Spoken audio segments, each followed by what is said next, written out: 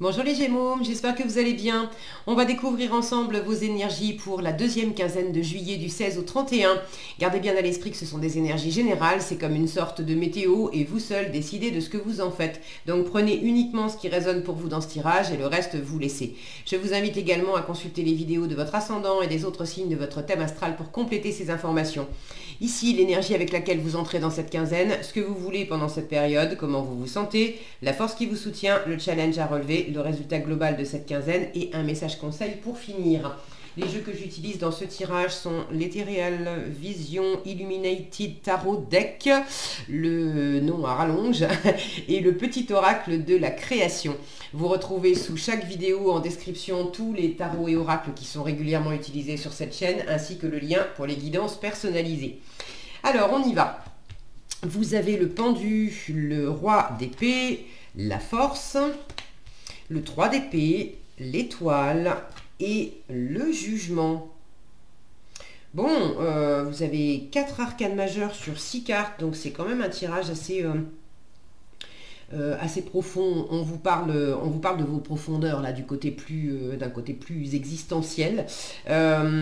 Les énergies peuvent aussi démarrer avant cette quinzaine, s'étirer au-delà. Bon, de toute façon, les énergies, c'est jamais calé pile poil dans le calendrier. C'est nous, les humains, qui essayons de le faire caler sur le calendrier, mais dans le champ des possibles, en fait, le temps, ça n'existe pas. Donc bon, quoi qu'il en soit, là, il y a quelque chose de... Bon, il y a du renouveau, il y a de la résurrection, ici j'ai de la guérison, donc en fait, voilà, tout va bien. Il y a peut-être aussi du repos et du ressourcement avec tout ça. Tous les Gémeaux vont pas forcément être en vacances pendant la deuxième quinzaine de juillet, mais ceux qui sont en vacances, effectivement, vous en profitez pour vous reposer, et ceux qui ne sont pas encore en vacances, vous trouvez quand même des moyens aussi de vous ressourcer, de faire des pauses. Vous démarrez avec une pause, vous démarrez la quinzaine avec ce pendu. Est-ce que c'est vous qui vous êtes volontairement mis en pause? Est-ce que c'est l'extérieur, la vie, le quotidien, des choses indépendantes de votre volonté qui font que vous ne pouvez pas bouger plus que ça? Avec le pendu, on est en pause. Alors, dans quel contexte? Est-ce que c'est une pause intérieure? Est-ce que c'est une pause véritablement dans votre vie de tous les jours? Est-ce qu'il y a quelque chose où vous aimeriez bouger et puis vous ne pouvez pas? Bon, si vous avez envie de partager d'ailleurs dans les commentaires comment ça s'exprime pour vous, surtout n'hésitez pas, je suis toujours ravie de vous lire. Merci d'ailleurs pour tous ceux qui le font assez régulièrement. Ce pendu, il vous invite aussi à voir les choses autrement. Donc, dès le début de la quinzaine, il y a une invitation, soit c'est pareil, soit ça vient de vous. Vous êtes en train de reconsidérer la façon de voir les choses, de reconsidérer des jugements, des croyances, de reconsidérer une situation dans laquelle vous avez été déçu, peut-être blessé, ou fatigué, ou découragé. La bonne nouvelle, c'est que vous avez ce 3 d'épée en force. Donc là, il y a vraiment, pendant cette quinzaine, il y a la possibilité d'avoir un soulagement, une guérison, une libération, quelque chose qui se décante et qui vous fait du bien. Donc probablement que vous y êtes pour quelque chose dans cette posture de pendu, de lâcher prise par rapport à certaines choses pour vous ressourcer, pour pas rester sur quelque chose qui vous enferme, qui vous attriste ou qui est inconfortable en fait. Ce que vous voulez pendant cette quinzaine, vous voulez quelque chose de clair. Vous voulez également avoir le contrôle de la situation. Le roi d'épée, c'est celui qui ordonne, qui impose. Donc vous voulez peut-être pour certains prendre une décision. Pour d'autres, vous voulez avoir cette maturité de roi d'épée qui est expert en son domaine et vous voulez voir clair, vous voulez avoir cette prise de hauteur, cette intelligence, cette finesse d'analyse pour pour décrypter en fait la situation dans laquelle vous êtes, pour décrypter ce qui vous a fatigué, pour décrypter ce qui vous a blessé, pour pouvoir en sortir, pour faire autrement. Peut-être tout simplement aussi prendre une décision par rapport au fait de lever le pied si vous avez beaucoup travaillé, si vous vous êtes beaucoup investi dans quelque chose. Il y a une forme de... À la fois, c'est marrant, hein, j'ai ce roi d'épée qui est entre du lâcher-prise et une invitation à voir les choses autrement et de la maîtrise. Donc il y a sans doute un équilibre aussi à trouver entre un laisser-aller total et puis une maîtrise intérieure ou une maîtrise dans la situation. Il y a probablement le fait d'arriver à lâcher prise sur ce qui ne dépend pas de vous. Parce que là, pour le coup, on se fait mal, ça n'avance à rien. En revanche, d'être aux commandes pour ce qui dépend de vous. Pour certains, vous voulez peut-être bénéficier de l'expertise d'un roi d'épée, donc ça peut être une énergie extérieure, quelqu'un d'expert en son domaine, quelqu'un qui vous aide à réfléchir, à voir clair, à trancher une question, à avoir des informations pertinentes, à analyser une situation. Alors ça peut être toutes les professions de loi et d'ordre, les juges, les notaires, les avocats, les banquiers, les experts en leur domaine qui sont affûtés dans la théorie aussi, donc tous ceux qui manient des chiffres, des documents, ça peut être des profs, ça peut être des médecins, bon. Mais quelqu'un qui va avoir une analyse fine et qui va vous permettre d'y voir clair. Comment vous vous sentez? Vous vous sentez quand même déterminé. Déterminé en voulant avoir cette maîtrise, cette clarté, évidemment que vous vous sentez déterminé. Donc c'est cohérent. C'est cohérent. Vous vous sentez déterminé à aller de l'avant, vous êtes quand même plutôt motivé pour quelque chose. Vous ne vous laissez pas abattre par ce qui a pu être difficile. Là, une fois encore, le 3 d'épée, c'est une carte qui peut être un peu difficile, mais vous l'avez en force. Donc vous ne voulez... Et puis ce lion, là, il est en train de regarder dans la direction du 3 d'épée, donc vous ne vous laissez absolument pas abattre par ce qui a été fatigant, décourageant, décevant ou je ne sais pas quoi d'autre. Vous apprivoisez aussi peut-être la part de vous qui s'est sacrifiée, qui s'est trop donné, qui s'est empêché. Vous ne vous laissez plus faire. Je vous disais, il y a un côté assez existentiel.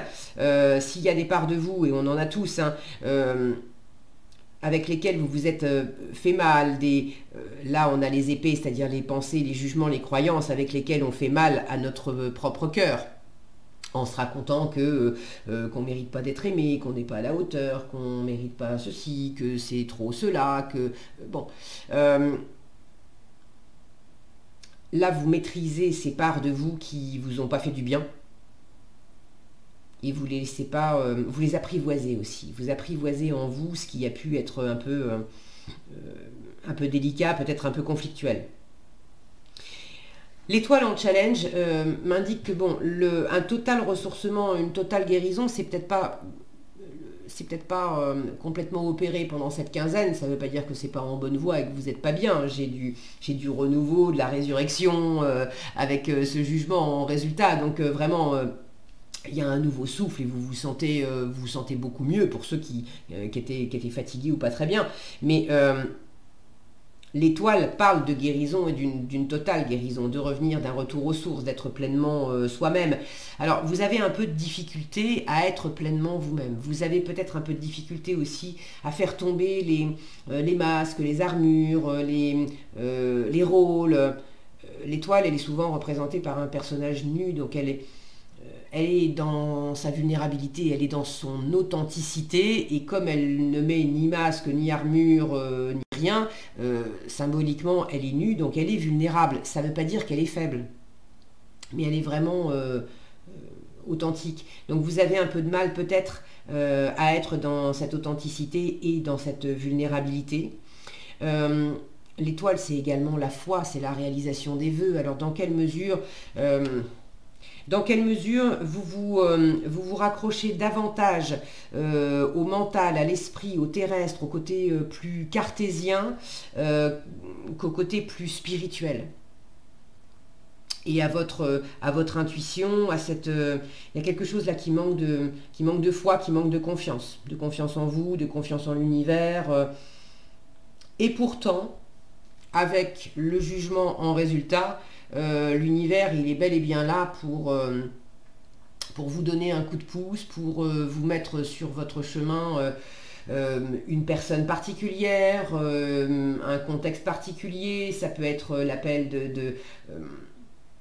l'appel d'un lieu particulier, d'une activité particulière, d'une personne particulière, mais il y a le côté inévitable, il y a le côté évident avec le jugement quand on se retrouve devant cette personne, dans ce lieu ou dans ce contexte ou face à ce projet ou cette activité ou cet objet ou je sais pas quoi d'autre.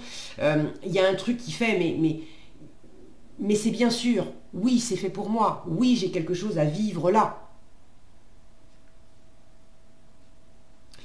Donc il y a du renouveau, peut-être une surprise, il y a un côté inattendu avec le jugement.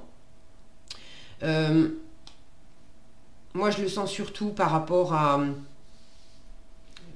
quelque chose qui avait été entravant, blessant, fatigant, de vous laisser aller et d'avoir un renouveau là pour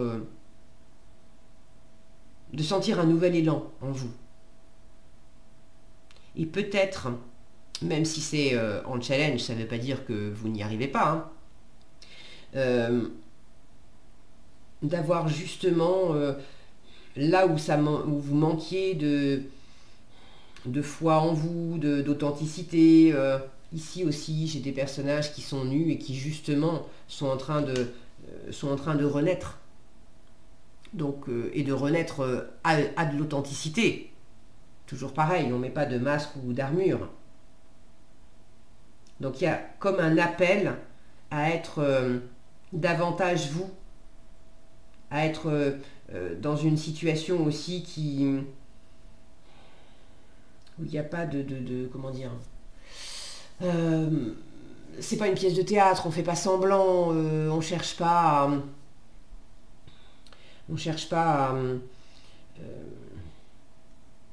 à attribuer des rôles ou à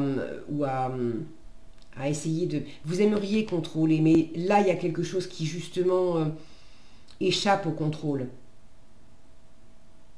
Là où vous aimeriez peut-être tout diriger avec le mental, là, l'univers vous fait savoir que c'est au-delà, c'est votre intuition, c'est votre âme qui tire les ficelles.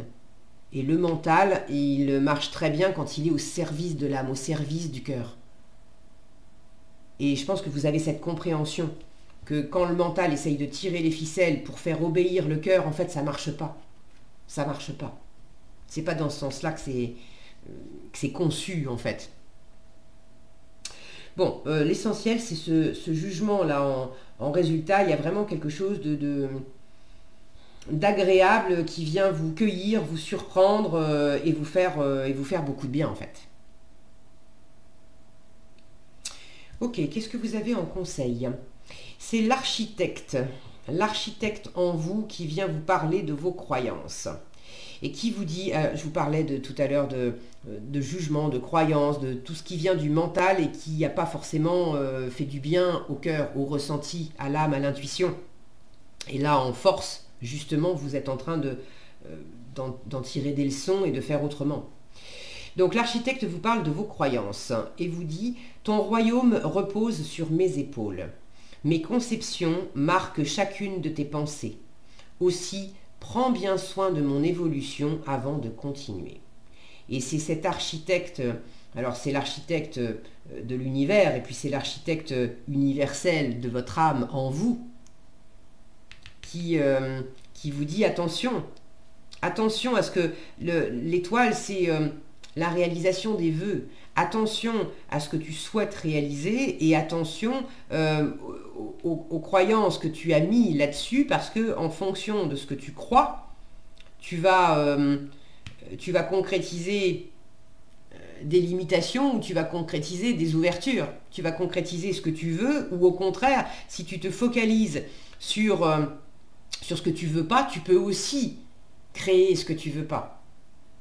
Donc le jugement, c'est ça aussi, c'est de voir clair dans ce qui vibre à l'intérieur de vous en termes de croyances, parce que c'est sur cette base-là que vous êtes créateur de votre réalité. Voilà ce que j'avais pour vous, les Gémeaux. J'espère que cette vidéo vous sera utile. Si elle vous a plu, je vous invite à la liker, la partager, la commenter. Et pour être averti quand je publie de nouvelles vidéos, il suffit de vous abonner et d'activer la cloche des notifications. Prenez bien soin de vous, passez une excellente quinzaine et je vous dis à bientôt dans un prochain tirage.